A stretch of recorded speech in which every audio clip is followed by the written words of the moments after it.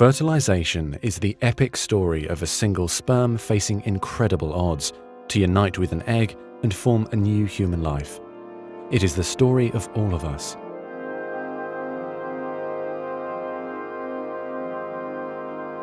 During sexual intercourse, about 300 million sperm enter the vagina.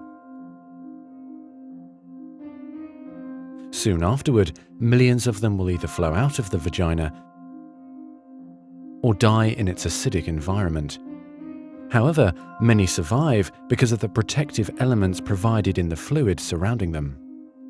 Next, the sperm must pass through the cervix, an opening into the uterus. Usually, it remains tightly closed, but here the cervix is open for a few days while the woman ovulates. The sperm swim through the cervical mucus, which is thinned to a more watery consistency for easier passage. Once inside the cervix, the sperm continues swimming toward the uterus, though millions will die trying to make it through the mucus.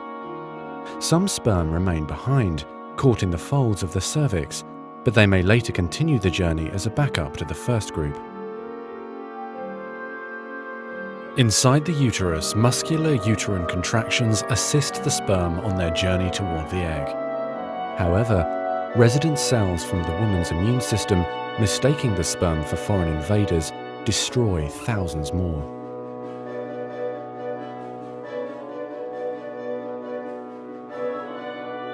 Next, half the sperm head for the empty fallopian tube, while the other half swim toward the tube containing the unfertilized egg. Now, only a few thousand remain. Inside the fallopian tube, tiny cilia push the egg toward the uterus. To continue, the sperm must surge against this motion to reach the egg. Some sperm get trapped in the cilia and die. During this part of the journey, chemicals in the reproductive tract cause the membranes covering the heads of the sperm to change. As a result, the sperm become hyperactive, swimming harder and faster toward their destination. At long last, the sperm reach the egg. Only a few dozen of the original 300 million sperm remain. The egg is covered with a layer of cells called the corona radiata.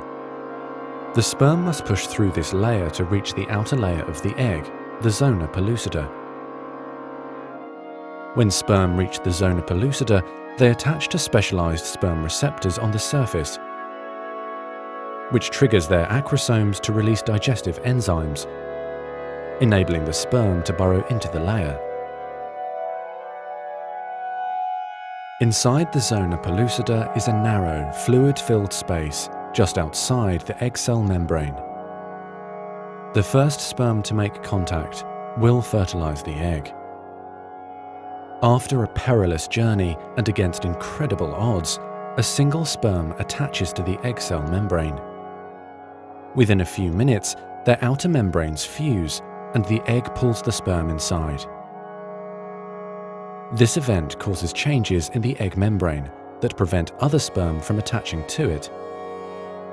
Next, the egg releases chemicals that push other sperm away from the egg and create an impenetrable fertilization membrane. As the reaction spreads outward, the zona pellucida hardens, trapping any sperm unlucky enough to be caught inside. Outside the egg, sperm are no longer able to attach to the zona pellucida. Meanwhile, inside the egg, the tightly packed male genetic material spreads out.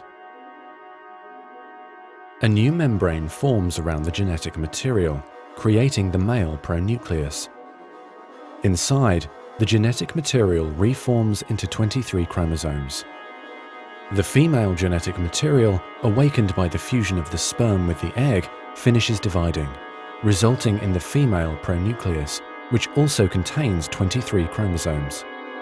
As the male and female pronuclei form, spiderweb-like threads, called microtubules, pull them toward each other. The two sets of chromosomes join together, completing the process of fertilization. At this moment, a unique genetic code arises, instantly determining gender, hair color, eye color, and hundreds of other characteristics. This new single cell, the zygote, is the beginning of a new human being.